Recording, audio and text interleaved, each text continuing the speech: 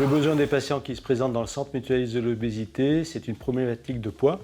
Donc ils viennent nous voir pour avoir une aide pour perdre du poids sans faire de régime et pour avoir un accompagnement spécialisé.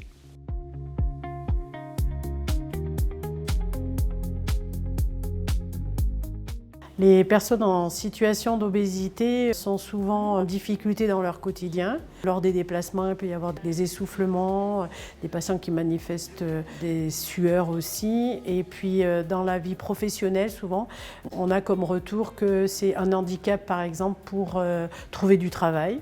Ce que j'attends de ce parcours, c'est vraiment connaître le processus pour perdre du poids, parce que je ne sais vraiment pas où je mets les pieds. Ils ont besoin qu'on leur explique pourquoi ils sont dans cette maladie obésité, qu'on les accompagne sans les juger, qu'on soit dans la bienveillance. Et c'est cet accompagnement spécifique fait par une équipe pluridisciplinaire qui permettra aux patients de faire fonctionner la prise en charge qu'on lui proposera, qu'elle soit chirurgicale ou autre. Le parcours est scindé en deux. Ici, nous avons la prise en charge globale du patient et sur le lieu de la clinique mutualiste, nous avons la prise en charge chirurgicale.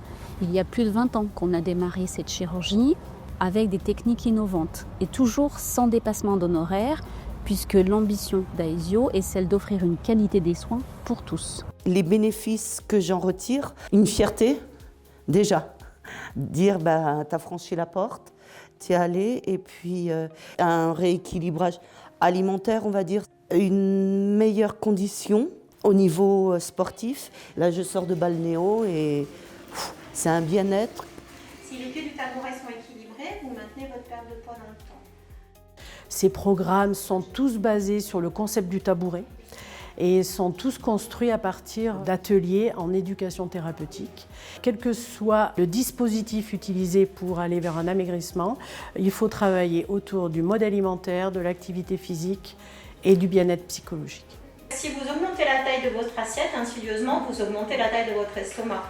Vous avez des besoins essentiels, comme on a dit, qui sont protéines et féculents. Donc c'est vraiment une formation pour moi qui nous forme à réapprendre à vivre, oublier la vie qu'on avait entre guillemets avant et repartir sur une nouvelle vie, quoi.